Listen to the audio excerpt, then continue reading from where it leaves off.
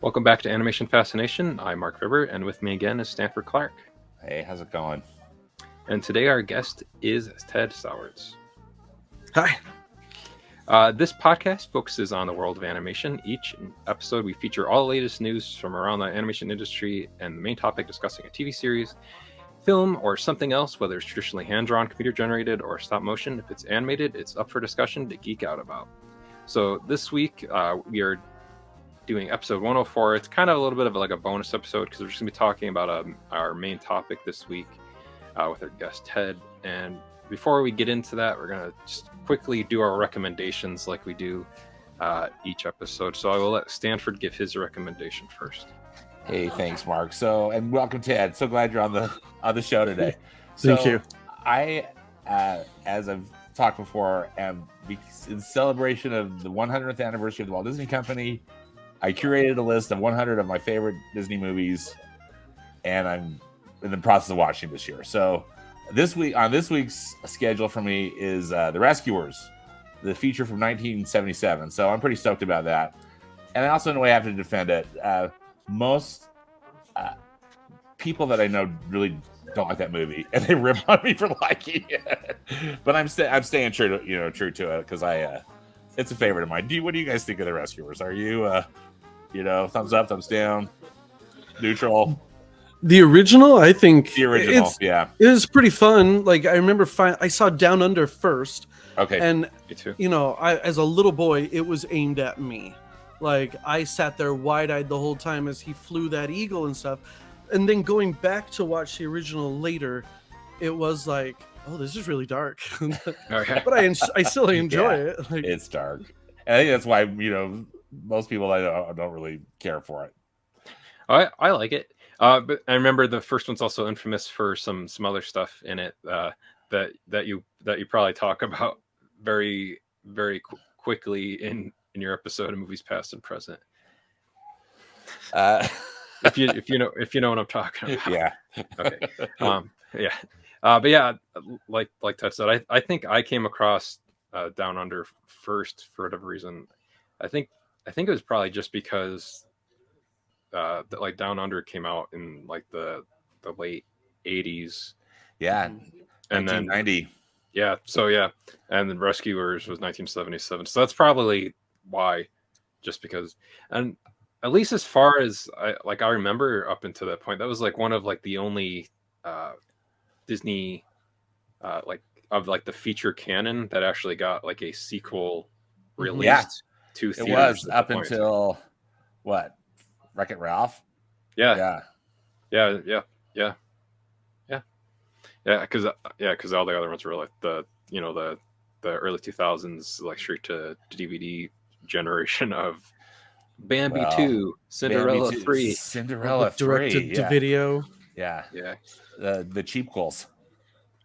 Like with Rescuers Down Under, like I didn't know anything about like box office numbers back then, and I thought it was the most amazing movie at the time. I guess I would have been 8 or 9. And I loved it. It was everything a little boy wanted. Yeah. I think that's also like when Australia was like big, like in movies at the point too, because Crocodile Dundee was like super popular like around that same time too. So I think everyone is like capitalizing like, oh, the Australian accent. Let's put that in everything and capitalize on Australia,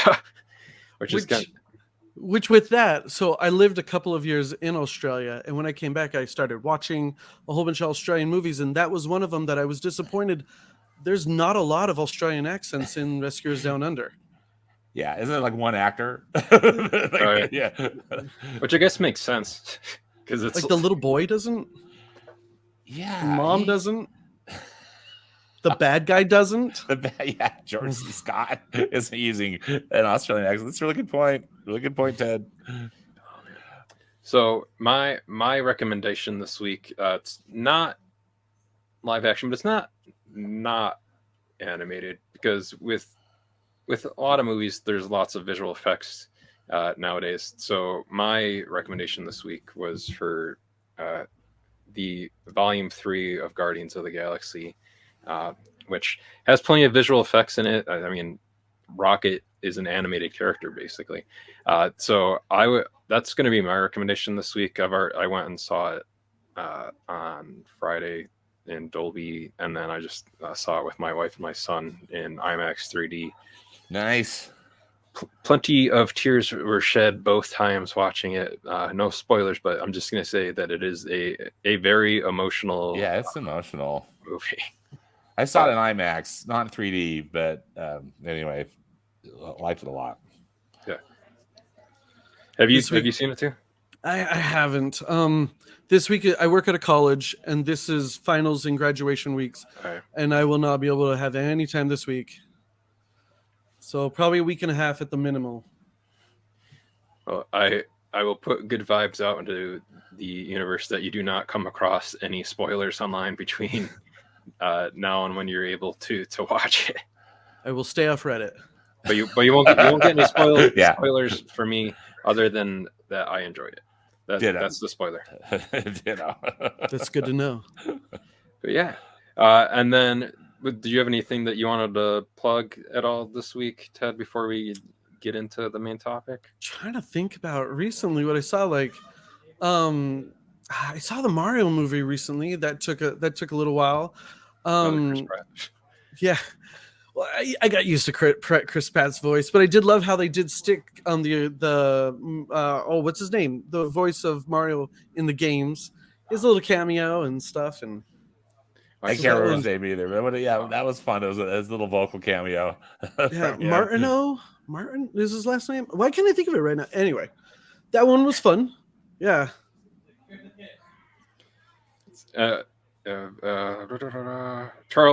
Charles Martinet.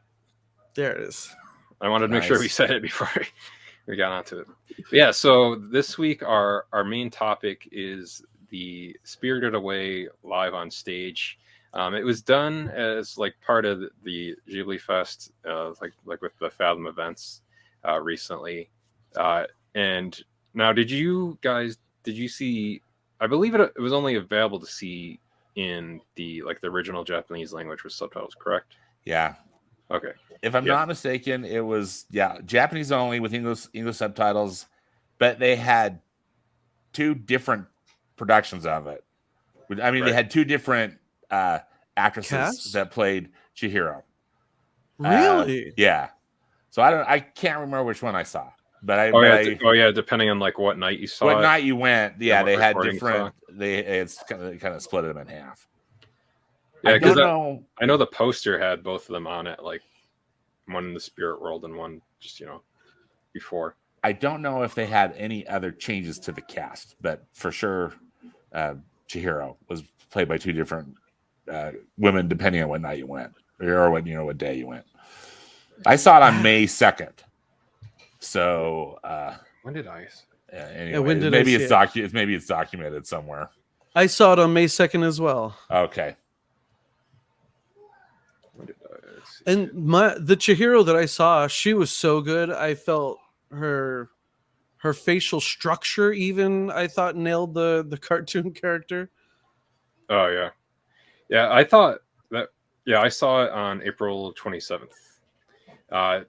So yeah, I thought the other thing too I looked up because I'd gone to see it with a few coworkers was that a lot of the actors in the stage play are also voice actors for a lot of like bigger anime, like TV series and like films, which I thought was pretty interesting. Now, at the end of it, before we get into like talking about the main topic, but like when they show the casting when they come out live for the curtain call at the end, when No Face, like when the woman that's playing No Face in the play takes off, I guess, No Face mask. She did like this like super sassy like she took it off and and did some like superhero pose or something. She did. Yeah. I'm assuming she was like an acrobat or a contortionist or something because she had to be, at least with like what they had like No Face doing at some points like within the play. Like there was a thing that freaked me out when what did you guys think about that? Where she was constantly like. I was like, the animated version doesn't do that. Like, she was constantly dancing and breakdancing. Like, she was in a lot of weird movements. Yeah. like Yeah. fast. I was like, No Face isn't fast before he eats people. Yeah.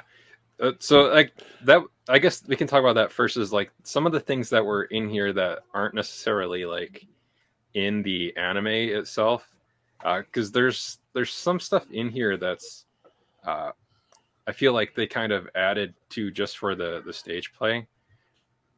Like what, Mark? Because I thought that they stayed almost too true to the movie. Well, It was there Yeah.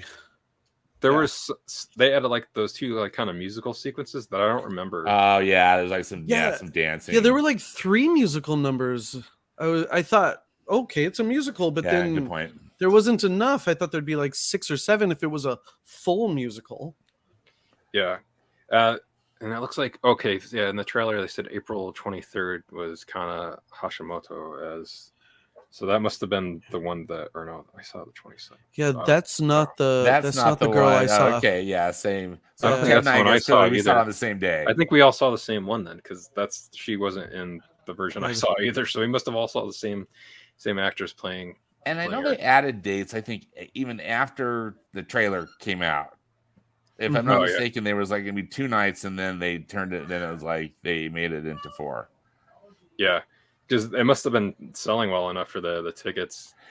It's sold out here in Salt Lake. I mean, I lucked out because I bought my ticket late. Because often these G-Kids, there's like maybe the theater's half full, at least here in Utah, and it was everything was sold out, which I thought was cool. And anyway, I was just grateful I found a place that I could get 1 ticket.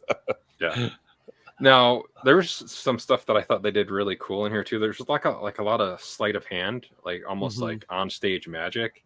Like I think it just showed, if people are watching the video of this rather than just listening to the audio episode, there's this like shot where she throws the rope, like she's lassoing the rope around and then throws it, but you don't like see her physically throw it from the top of the stage to like the bottom of the stage. But then you see it like land and everyone catches it. And there's like some other stuff like later on, there's like this like sleight of hand where someone like makes them disappear out of their hand. And then it shows back up later on. So I thought it was cool how they incorporated some just kind of like close up like stage magic to kind of add to the story in this too. And I liked that kind of additional production value to it because of that. Was there, I guess like, as we're getting into, was there anything that kind of stood out the most to you, like within the stage play version? That now you guys said that it stuck very faithfully to the anime.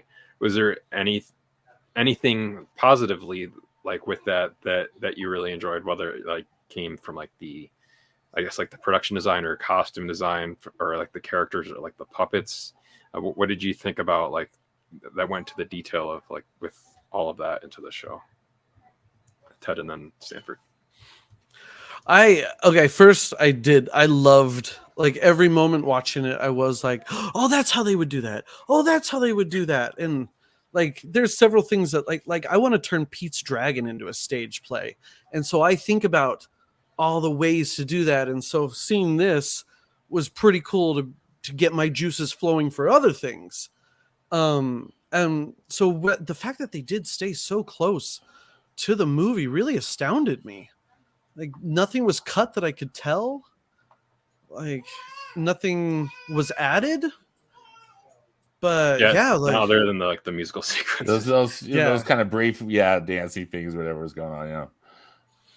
How about you, Stanford? Okay. No, after you, Ted. Yeah, please. No, please, after you. Oh, like there were things like even like the little bird that she turns the crow into a little bird, and how close it was, like with the bug eyes and the big beak. I was like, that's the movie. Like I am watching the movie on stage.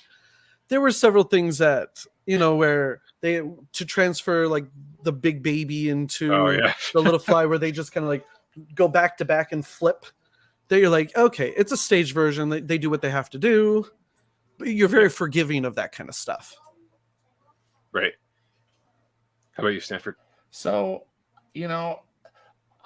I still, I guess in a lot of ways, am processing my opinion on it, because in some way I thought it was really cool that they stayed true to the animated film. But then I also was thinking, if I want to watch Spirited Away, I'll watch Spirited Away rather than this other interpretation of it, which is basically the same thing. For just a case in point, we've got Disney's The Lion King from the animated film came out in 1994, right? And then then the stage play of The Lion King is really a different experience, so it's The Lion King, but it's kind of transcendent, in its own way. I love both, and I really like that with the stage play they chose to use the live theater in a really unique way rather than just like, let's do it, just kind of make it exact same thing like the hideous CGI version of it. At least I think it's hideous because they did the Lion King one. The Lion King, the shot for shot, CGI remake of The Lion King. Like, why did we need that movie? I mean, nature's beautiful, and they made the nature look beautiful, but these just dead-faced animals, and then Beyonce, soulless. Anyway, I thought that, so that's what was going through my mind. So sorry, long answer to your question, but while I appreciated that they stayed true to the movie, to me, it didn't bring anything new or interesting about it, other than just like you brought up well, Ted, that the staging was cool. Like they did some really cool interpretations of stuff that's in the movie, but it was still like identical to the movie, So I don't know. I guess I just can't be pleased on this one. There was something I really liked at the opening of it with her in the car with her parents, with how they used like the projection on the wall there. That was clever. Yeah, that was cool. I haven't been able to see it myself in person, but I've like seen some videos of them like promoting like it coming to Broadway and touring for the Back to the Future musical. Where they do something similar in that with like showing like the DeLorean like getting up to 88 miles per hour and like going through time. They use that same kind of like projection to use like showing movement, and so I like these technological advancements that are being used on like musicals and stage plays to kind of make it a little bit more immersive. It's still a stage play or a musical, so it's still its own thing that way. But I like how they're able to incorporate like new technologies into this kind of stuff. So I liked that.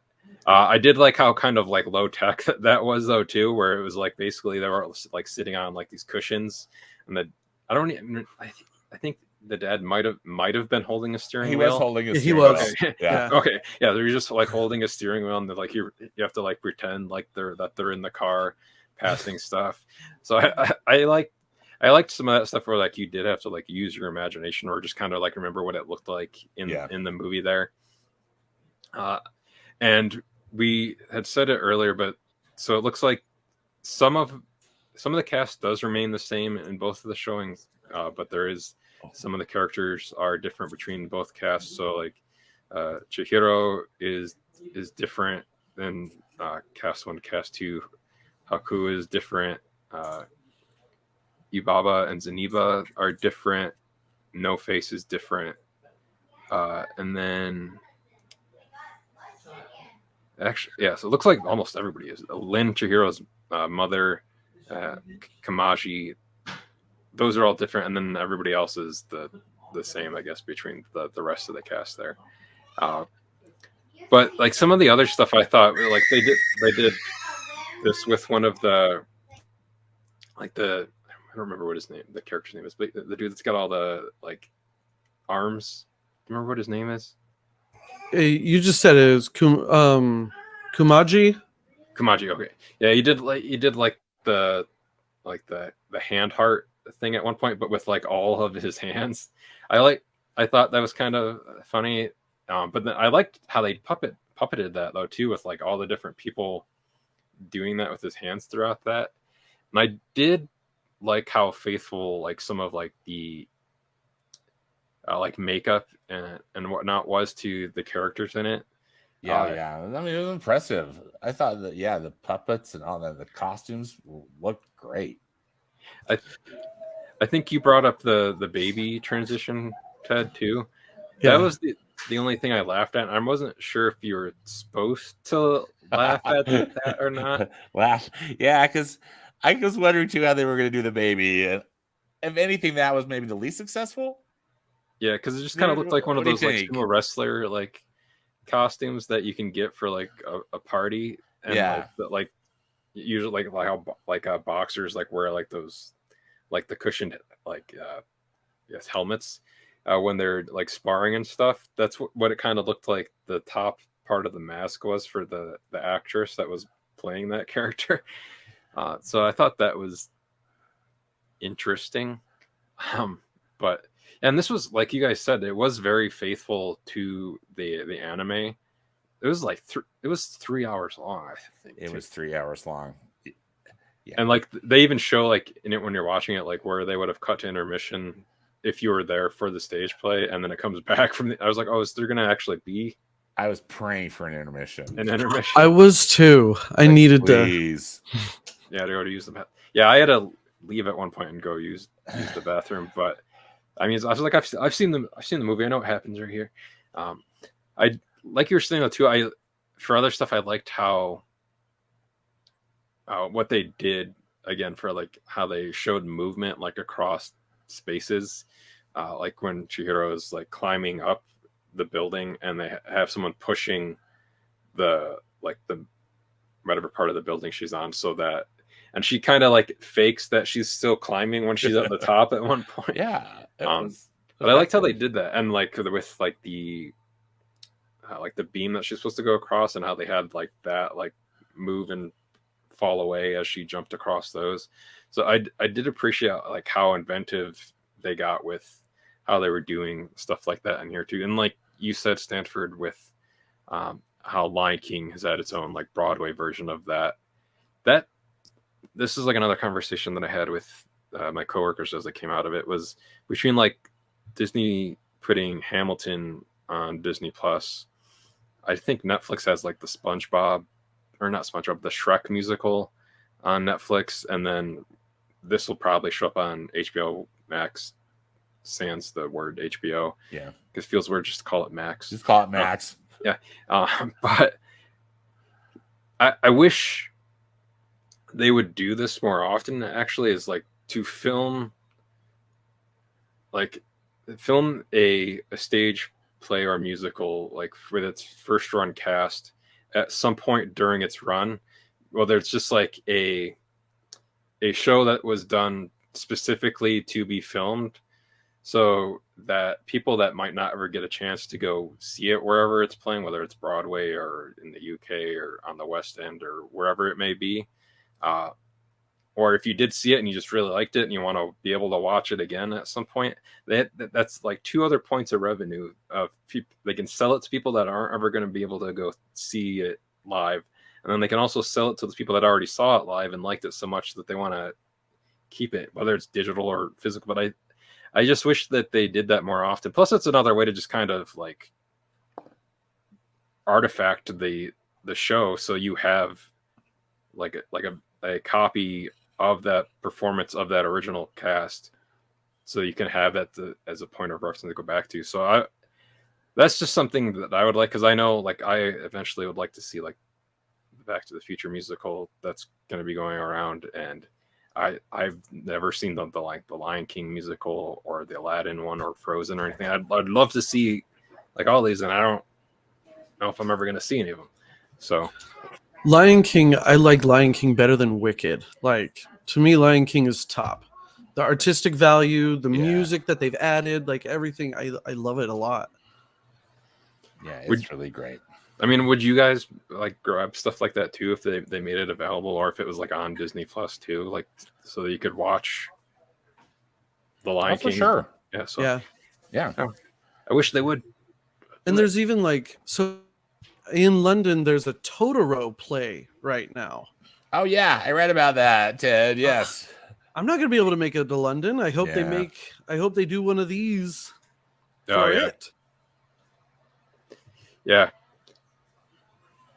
That was the other thing too, is that when I came out of this, I was wondering like what other Studio Ghibli films they could do stage play versions of.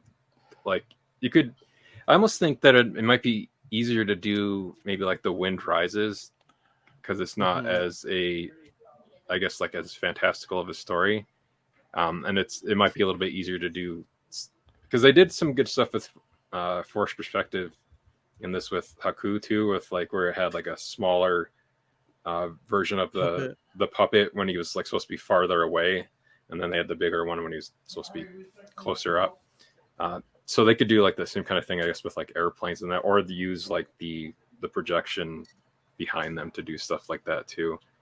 So I don't know. I like the Kiki's delivery service. They could probably do. That's the one. They could also use that with like a screen too, because you just have the performer like sitting on something and then have like the screen moving behind it, so it looks like she's like flying through the air with that.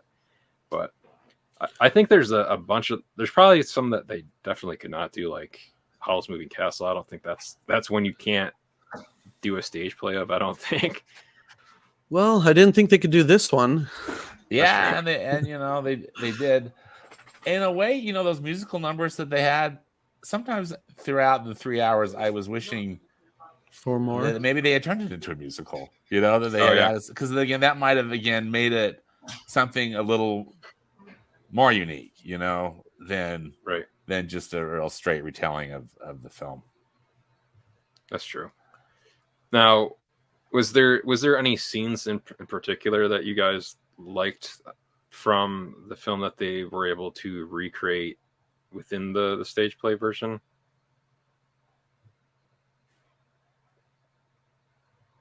One of the scenes that I thought was really beautiful was when Chihiro's on the train with No Face, and again that was heavy with projections, but it worked. I just thought it just looked great, and it was really beautiful, and again really felt like you were in the film to me. And it's pretty simple, you know, just because again it was just that kind of background of the train and then the projection. Oh yeah, that was just like almost like a straight shot for shot kind of like, and I thought that was done really well too. And things, I sat there the whole time like, okay, how are they going to do this? Where Chihiro's like, I'm transparent, and how they just like threw a transparent but reflective sheet over her. And even they had like the stagehand like shadowing her everywhere she went so that they could like pull it off when it was time. You know, there were just so many things. I was like, oh, they pulled that off. Oh, sorry for the literally and figuratively. literally and figuratively. Yeah. The bath scene. Go first.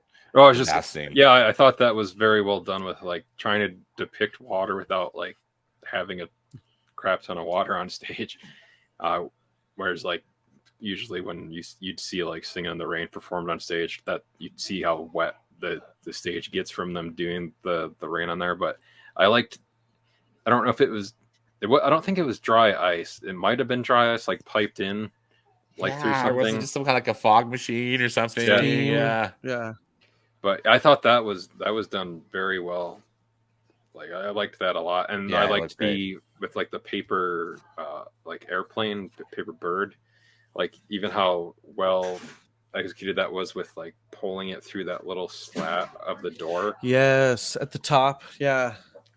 I was like, how many times did they have to practice that, like to make sure? Or maybe it's far enough away where it's big enough for them, like when they're next to it, to be able to push that through without like, oops, I accidentally hit the side and that didn't make it perfectly through on my first try. But I just like how precisionally that was done. Can you imagine being on the team, sitting there being like, okay, how can we do that? Yeah. You know, where someone was probably sitting there being like, no, we have to have the paper slide through. And they're like, okay, well, what do we do? You know, that one actually seems easy, but like, no, but I hear you. Yeah. How do we make Haku turn into the dragon? And, you know, that would be fun. Yeah. There was the other thing I liked in there too was with the Yubaba's face, like in the one, I don't remember what scene it was, but there's like the one scene where like they made made like her face like it isn't at one point in the film, but like where they made her face like huge, like out of all those different pieces. And then that was kind of like horrific though too, because then it like just all breaks apart as like she actually like comes out of like the room behind it. So it was like a weird thing where like she had a huge face and then her face like blew apart. But I liked how they did that to kind of like represent like the huge. Yeah, when she turns giant. Yeah. I kind of wish that they did something like that more with the baby. You know, like you just see like giant legs from the top of the proscenium or something, rather than the sumo wrestler suit. But, you know, I did like when they changed it to like it's supposed to be like a little. It looks like a hippo. I don't remember what is the animal supposed to be though. The baby. Yeah, It's like a mini hippo. You're right. Yeah. Yeah, because I liked the translation of those where it basically just looks like if someone wanted a stuffed animal version of like the bird and the hippo, like the little mini hippo from the movie, that's what those look like. Yeah.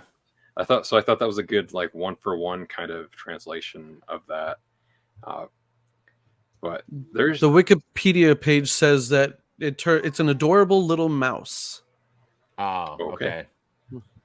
It's a hippo mouse. The hippo mouse, yeah. The hippo-looking mouse.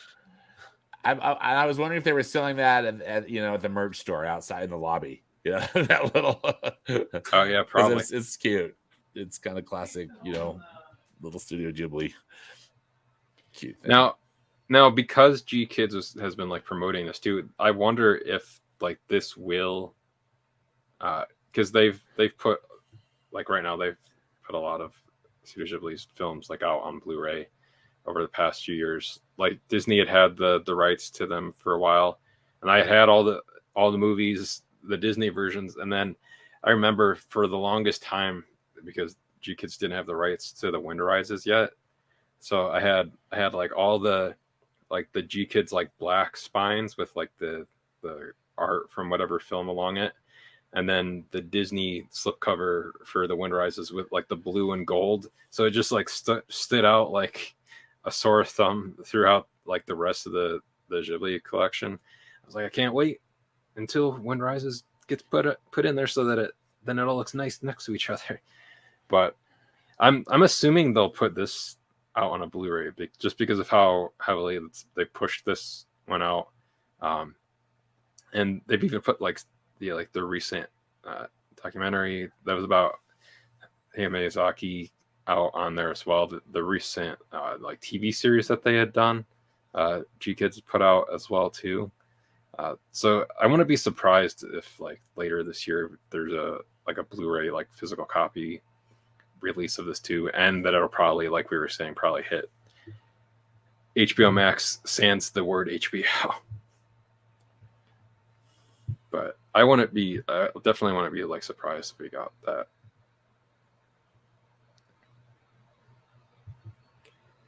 Now the other things that like you were saying that how it was like very close to the film, I guess there was a few things that were slightly, at least one thing was slightly different, at least besides like the musical stuff, was that unlike in the film where her parents seem to lose their memories after being turned into pigs, in the play they're briefly depicted as still being sentient. Like her father like even audibly asks her in his pig form where she has been when she discovers them and calls out for her as they are herded away. So I thought that was kind of interesting, like a slight little change that they did there with that. Did you guys notice anything else as far as like stuff like that in the stage play that you thought might have been like slightly different from the animated version as far as like story wise?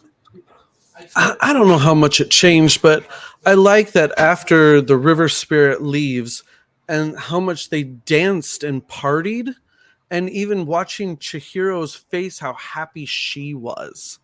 I really enjoyed that, and I was like, do they dance after the river spirit leaves in the movie? I don't remember that, but yeah.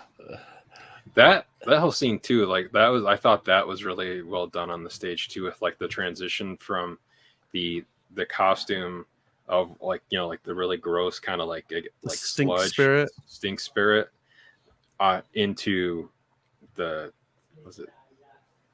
you said it was the river god there, Yeah.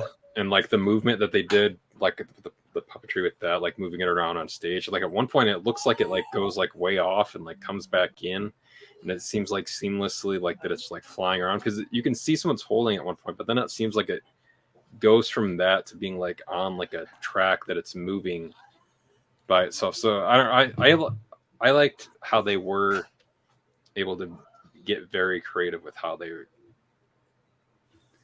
translated some of the stuff from a very one of the most kind of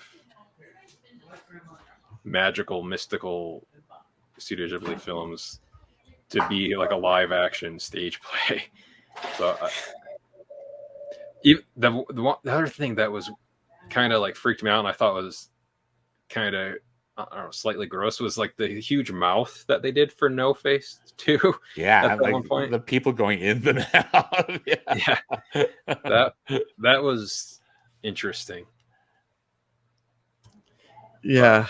And then even when they would come out, how they just quickly pulled a sheet off of them and they'd be like, ah, and yeah, I thought yes, it worked. it worked. Yeah, it demonstrated, it showed it right visually. Yeah. And then with this was the play that I guess it ran so it was premiered in Tokyo in February of last year, and then it only ran for like about a month, because it ran from like the end of February through to March 29th last year, which is kind of interesting that I guess that they only did it for that very like limited time. And then later that year, from November 11th to December 18th of last year, it played at the Imperial Theater.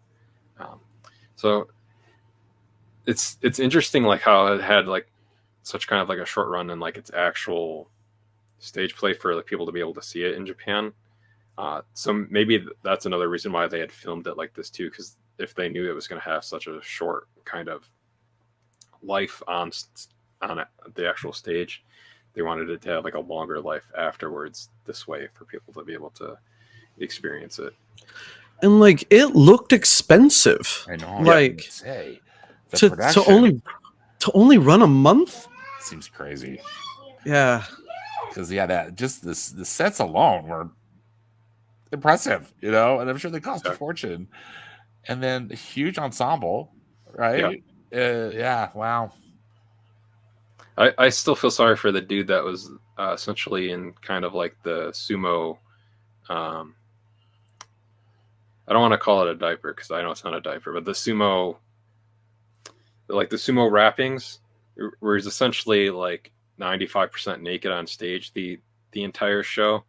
And I was like, I mean, good for that dude for being comfortable enough with himself to do that. Yeah, to be on stage that long and like that little amount of. And there's that other dude that's like all painted green and he's got the 3 heads on him. That's also pretty much the same amount of clothed the entire time, but he's also painted green. So good on those dudes for being comfortable enough to be on stage for a whole month, pretty much just walking around as is. Very little laundry to do. Acting. Yeah, exactly. The costume people. Now, like that, easy. Before we wrap up, was there anything that you guys found? Like, was there like a specific scene that you liked the most within the stage play version? Like, I think Stanford, you said it was probably like the train scene that was like a good kind of 1-for-1 translation from the anime film to the stage play with like how that looked. Was there anything else that kind of stood out to you that you liked the most within this version of it? Well, I gotta tell you, and I kind of hesitate to bring it up, but so I guess Mark, I'm saying is really no.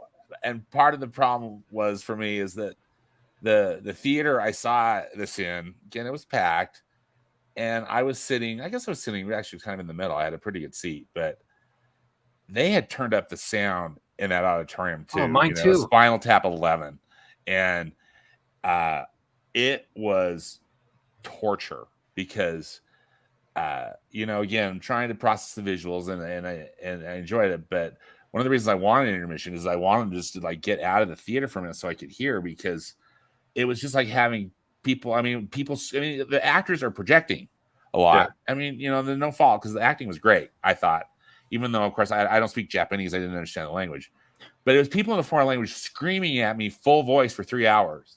And so by the time it was over, it's like, get me out of here. Like, I can't, I just can't. That's why I was joking about PTSD when you know, we were looking at the trailer kind of before we started recording. It was just like nightmare, you know, people screaming. Did you see it? Stan! Did you see it at a AMC? No, it was at a Cinemark. Okay, because I was gonna say, I wonder if that was like an AMC thing where they just like pumped the because it was super loud at mine too. It was so loud, and I loved it when when they were playing the music, because I love that Joe Hisaishi music a lot, and so the soundtrack was great. But then the screaming actors, oh my goodness, that really affected my enjoyment of it, because I can't wait for it to be over. Because number one, it was like, well, I know they're doing this exact movie, you know, the exact animated film, so nothing necessarily new to see other than just to kind of marvel at how they were recreating it. But oh my gosh, it was torture, really pure torture. That is mine. I don't remember mine being so loud, but there was like one point, and maybe the movie does this, but when she goes and inspects the pigs, they're like, which one's your mom? I remember in that movie that she stays far away and is just like, none of them. But I liked how in the play she like walked up and like looked at each one. I liked that too. Yeah. So in the movie she does stay far away. No, I think she does stay far away. I don't remember her, or as Mark was saying, that they don't respond, right? Yeah, because like here, like they the parents still recognize her in here, because like I think like at least in the movie it's supposed to be like inferred almost that like they don't like it can be almost like a Wizard of Oz type thing where like, did this actually happen to her? Did it not actually happen to her? But then like there's clues that it did because of like the headband. Like and then like how dusty and the car and everything is, like how long were they in there for? Yeah. Which I always think is at least interesting at the end of the movie, and then I guess at the end of the play too. I was like, because they were like on the way to like their new house. I was like, so if like the car is that dusty and like all like grown over and stuff, how long have they been in there, and do they still have the house? Did the realtor just make said, well, I guess we'll sell something else? Well, I do like movies that do take a lot of time. It seems like every movie nowadays is just like one day. Like the Age of Ultron should have been called The Weekend of Ultron. Okay. You know, like yeah, they do. There's a lot of condensed time period, like timelines within a lot of more recent like films and stuff. With what I asked him, was there anything that stood out to you scene wise that you liked the translation of from animated to stage, Ted? You know, again, I thought they did a really effective job. I like the scene where, she's flying with Haku. I thought that was, and they had the big long kind of Chinese dragon puppet thing going on, and then the actors cleverly changed sides, as they were moving around the stage. I thought how they were holding her and making sure that you didn't see the other side of the dragon as it turned. I was like, that takes some strength with whoever was like carrying her to make sure. Right? I was impressed with that. How about you, Ted? When you guys watch the movie, did you watch it in Japanese or did you watch it in English? I've seen it both. Yeah, I've seen both. Right? I had only seen it in English. I don't really like reading movies. It's not my favorite. But there was twice where there was no dialogue, like they're sitting on the train or they're doing something, and when they would start talking again and it was in Japanese, I'd be like, "Oh, yeah, I forgot." That's right. We got subtitles here. But even I was doing research and now I worry that the voice or Yubaba, the voice actress from the original Japanese movie, reprised a role in this as Yubaba. But now I worry if the version I saw wasn't that actress. Her name is I had the tab open. I'm not even going to attempt it. Mari Natsuki. And yeah, she's the original voice actress for Yubaba, and she reprised her role. Yeah, cool. Because I think and when I was looking them up too, I saw just like it. All of the actors that are in this have done like voice work for just like various anime series, whether it's like My Hero Academia or like Appleseed Ex Machina or like some other like series and films like that. So I thought it was interesting, like that seemingly the entire cast, like main cast of this, was also like anime voice actors that basically made the. I mean, an actor is an actor, so like whether it's voice acting or stage acting or on-screen acting, I thought that was cool how they made the transition from doing just the voice to then doing the stage version of the character too. So I really thought that was cool that a lot of them either like reprised their roles or they were already so prominent with like in the voice acting world that they continued with doing film too. So I think unless you guys had anything else to say on the stage play, that'll do it for us for this episode, this bonus episode of Animation Fascination, talking about Studio Ghibli's Spirited Away live on stage. Maybe we'll do another one in the future if they do release the Totoro stage version that's been playing in England. If they put that out via G or if the Kids. three of us go on a trip, we can. Yeah, that's right. I'll go, exactly. I'll go to the UK. Go see. Yeah. Awesome. Yeah, so that's going to do it for this episode. Now, don't forget, you can follow us individually on Twitter. I'm at Mark Vibbert. So if you're watching, you can see my name on screen. So it's MARCVIBBRT. And you find Stanford at Stanford Clark on Twitter as well. And then where can they find you, Ted? If you want to look up my YouTube channel, if you just type in tedsowards.com, takes you right to my YouTube channel. And my Twitter, dang it, I'm not logged into that one. I think I'm at Ted Sowards.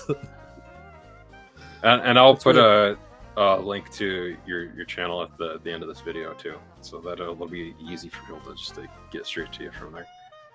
Awesome. Yeah, and it looks like great. Yeah, you're just at Ted here on Twitter. Okay, that is on Twitter. Ted here. Yeah. So that's yours there, and then you can also find the show on Facebook and Instagram by looking for Animation Fascination, and then on Twitter we're Animated Podcast. You can email us at animationfascinationpodcast@gmail.com and visit our site with all of our episodes and everything else we've ever posted over there at animationfascination.net. There's links for merch and stuff too, like shirts and whatever. And then Trent Baxter edits our episodes. And then also Ted is going to be joining us if you are going to be coming to Phoenix Fan Fusion on Saturday, June 3rd at noon here in Phoenix, Arizona. Ted will be joining us for that panel as well too. So we look forward to that. But for myself, I'm Mark Vibbert, Stanford Clark, and our guest Ted. Thank you for listening, and make sure to tune in again next time, guys. Thank you.